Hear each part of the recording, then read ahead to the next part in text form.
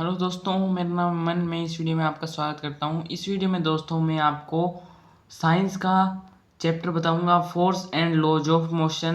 तो पहले मैं आपको दिखा देता हूं कि force and laws of motion chapter है कौन सा। तो दोस्तों आप यहां पे देख पा रहे हैं कि चैप्टर नंबर 8 है, वो है force and laws of motion का। ये पेज नंबर 87 पर है आपकी बुक में। और दोस्तों ये फिजिक्स का सबसे आसान चैप्टर है, force and laws of motion. तो दोस्तों आज मैं आपको इसको एकदम बेसिक से समझाऊंगा। इसमें कुछ नहीं है, बस छोटी सी वीडियो होने वाली है। इसमें आपका रैपिड रिवीजन हो जाएगा हाफ ईयरली के एग्जाम के लिए। तो दोस्तों स्टार्ट करते हैं force and laws of motion. दोस्तों कुछ इस प्रकार से आपकी बुक में चैप्टर दिया हुआ है force and laws of motion का, जो कि इस प्रकार से दिया हुआ है। दोस्तों आपकी बुक में एक ऐसा डायग्राम दिया हुआ है जिसमें एक गर्ल होती है, उसके हाथ में हॉकी का एक बैट होता है और वह बॉल को बॉल के ऊपर फोर्स लगाती है, तो ये बॉल थोड़ा डिस्टेंस कवर कर लेती है। तो इसी को अपने फोर्स कहते हैं कि अगर कोई एक्सटर्नल फोर्स किसी ऑब्जेक्ट पर लगा और ऑब्जेक्ट की डिस्टेंस चेंज हुआ, उसका डिस्प्लेसमेंट हुआ, उसी को अपने कहते हैं फोर्स। तो दोस्तों मैं आपको बता देता हूँ कि आपने कौन कौन से टॉपिक पढ़ने वाले हैं। तो दोस्तों अपने इसमें 4 टॉपिक पढ़ेंगे। पहला पढ़ेंगे कि फोर्स होता क्या है और इसकी डेफिनेशन क्या है। दूसरा पढ़ेंगे अपने टाइप्स ऑफ फोर्स की फोर्स कितने टाइप के होते हैं और उनकी डेफिनेशन क्या है। तीसरा पढ़ेंगे न्यूटन्स लॉ कि इस न्यूटन के लॉ कितने होते हैं और उन लॉ की विशेषता क्या है, डेफिनेशन क्या है। और लास्ट पॉइंट अपने पढ़ेंगे इनर्टिया एंड मास। तो दोस्तों इसकी भी मैं आपको डेफिनेशन बताऊंगा। तो दोस्तों पहले स्टार्ट करते हैं फर्स्ट पॉइंट फोर्स पर कि फोर्स क्या होता है, व्हाट इज फोर्स। तो दोस्तों ये है chapter 8 force and laws of motion. तो इसमें फोर्स की डेफिनेशन दी हुई है टू पुश और पुल ऑफ एन ऑब्जेक्ट, कि अगर अपने किसी ऑब्जेक्ट को धक्का देते हैं या किसी को खींचते हैं तो उस पर जो रिएक्शन पड़ता है उसी को दोस्तों अपने कहते हैं फोर्स। दूसरी लाइन दी हुई है force can be use to change the magnitude of velocity of an object faster और स्लोअर और to change its direction of motion. इसमें यह बताया है कि फोर्स स्पीड को भी चेंज करता है, इसकी वेलोसिटी को भी चेंज करता है कि यह फास्ट है या स्लो है, और इसकी डायरेक्शन को भी चेंज कर सकता है। Force can change the shape and size of an object. Force किसी ऑब्जेक्ट का शेप और साइज भी चेंज कर सकता है। तो दोस्तों अब मैं बताऊंगा कि फोर्स कितने टाइप के होते हैं। दोस्तों मुख्य रूप से तो फोर्स के 2 टाइप होते हैं। पहला टाइप है बैलेंस फोर्स, दूसरा टाइप है अनबैलेंस फोर्स।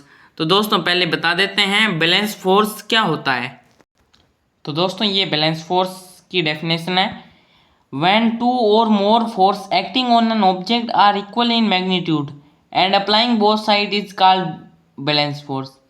इसमें यह बताया है कि कोई 2 या उससे ज़्यादा फोर्स किसी एक ऑब्जेक्ट पर एक्टिंग कर रहे हों या उसके ऊपर कोई प्रदर्शित फोर्स लगा रहे हों, एक सेम डिस्टेंस यानी बोथ साइड्स में, दोनों साइड में इक्वल फोर्स लगा रहे हों, उसी को अपने कहते हैं balance force. In this condition object is not change their position, rest और motion and net force is 0। दोस्तों इसमें बताया है कि बैलेंस फोर्स में ऑब्जेक्ट की पोजीशन चेंज नहीं होती, वह रेस्ट पे है तो रेस्ट पे ही रहेगा, एंड नेट फोर्स इज 0, और बैलेंस फोर्स का नेट फोर्स है वो 0 है। एक मैं आपको डायग्राम दिखाता हूं।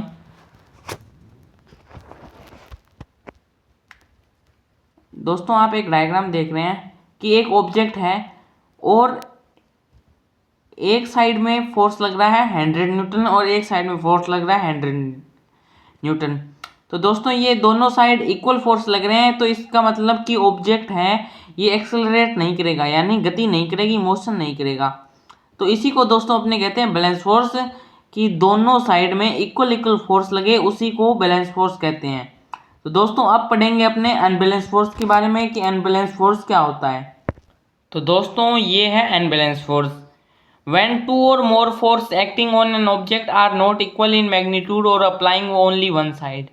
इसमें ये बताया है कि दो से ज़्यादा किसी एक ऑब्जेक्ट पर इक्वल फोर्स ना लगा रहे हों, उसी को अपने अनबैलेंस फोर्स कहते हैं। या तो एक साइड में फोर्स लगा रहे हो या दोनों साइड में लगा रहे हो, पर दोनों साइड में लगाएं, अलग अलग फोर्स लगाएं। इन this condition object is change their position. इस कंडीशन में ऑब्जेक्ट अपनी पोजीशन को चेंज करता है। And net force is not zero. Net force zero नहीं होता है। आपको दो पिक्चर दिख रहे होंगे। पहले पिक्चर में दोस्तों आपको बताया है कि एक ही साइड पर दो फोर्स लगा रहे हैं, एक 10 न्यूटन फोर्स लग रहा है और एक 5 न्यूटन फोर्स लग रहा है।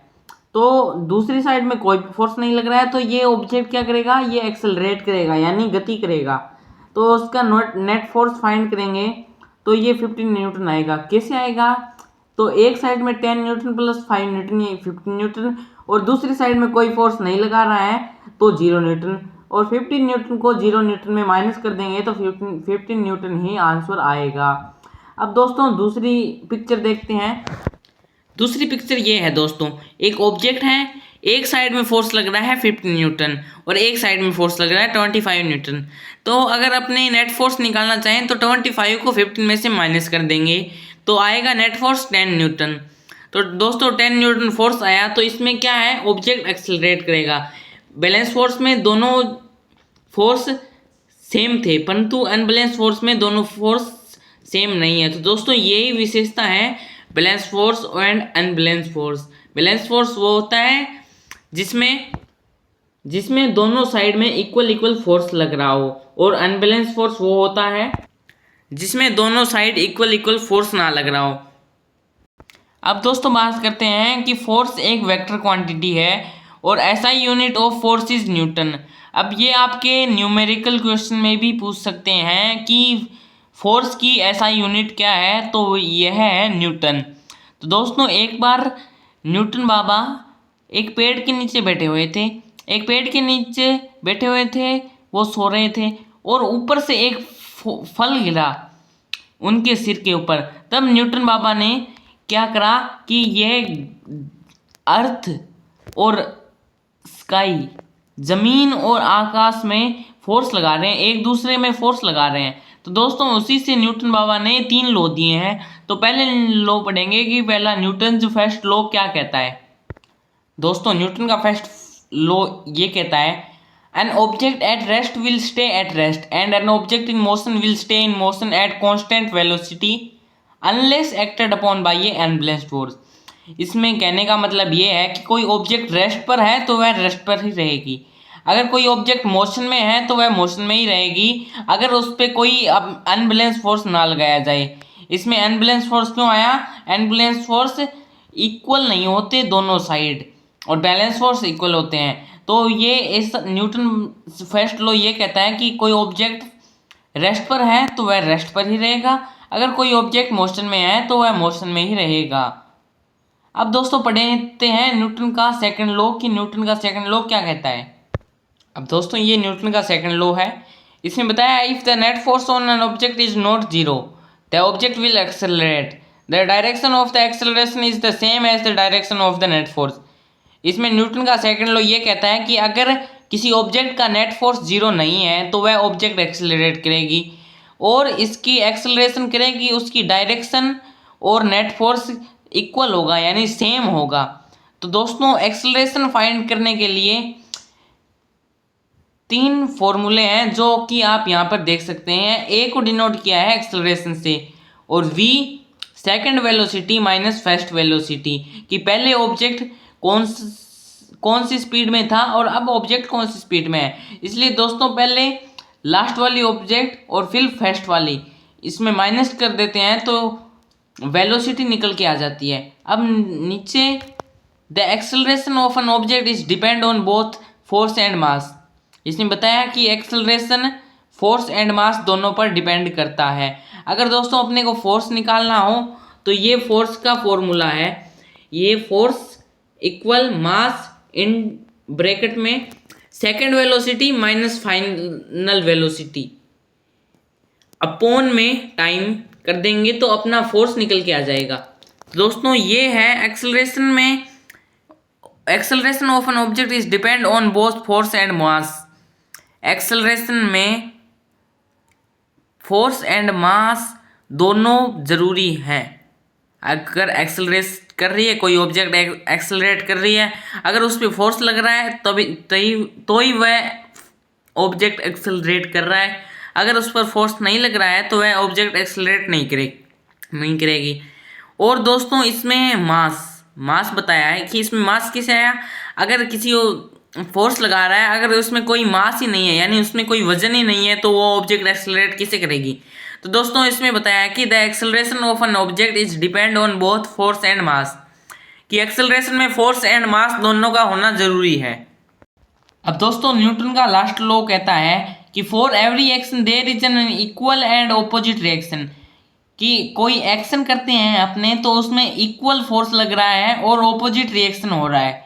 जैसे अपने वॉकिंग करते हैं तो अपने चल तो आगे रहे हैं परंतु कदमों को आप अपने पीछे करके फिर आगे कर रहे हैं। जैसे अपने स्विमिंग करते हैं तो स्विमिंग में अपने को हाथ पीछे ले जाना पड़ता है, वह इसलिए ले जाना पड़ता है क्योंकि उस पर अपने को फोर्स लगाना पड़ता है। जहाँ हम आगे रहे हैं परंतु अपने फोर्स किसकी तरफ लगा रहे हैं, पीछे की तरफ लगा रहे हैं। जब अपने शूटिंग करते हैं किसी गन से तो जो गन के अंदर रिफिल होती है वो तो आगे जाती है परंतु गन थोड़ी पीछे आती है। दोस्तों यही न्यूटन का थर्ड लॉ कहता है। अब अपने पढ़ेंगे इनर्टिया एंड मास। दोस्तों इनर्टिया एंड मास में क्या कहता है कि inertia is the tendency of an object to resist any change its motion, कि कोई ऑब्जेक्ट में कोई मोशन के ऑब्जेक्ट में कोई चेंज होता है उसी को अपने इनर्टिया कहते हैं। Mass is the amount of matter is an object, mass किसी चीज का अमाउंट है और मैटर क्या है, कोई एक ऑब्जेक्ट है। यानी मास इज द अमाउंट, यानी मास कोई अमाउंट है और मैटर क्या है, एक ऑब्जेक्ट है। An object will continue to move at the same speed but in the same direction unless acted upon by an unbalanced force. इसमें यह बताया है कि अगर अपने किसी पर अनबैलेंस फोर्स ना लगाएं, किसी ऑब्जेक्ट पर अपने कोई फोर्स ना लगाएं तो वह ऑब्जेक्ट क्या करेगी, गति करते रहेगी। अगर वह रेस्ट पे है तो वह रेस्ट पे ही रहेगी, अगर अपने इस पर कोई फोर्स ना लगाएं। अगर वह मोशन में है तो वह मोशन में ही रहेगी। तो दोस्तों ये था अपना chapter force and laws of motion. तो दोस्तों इसी के साथ अपना chapter force and laws of motion complete होता है।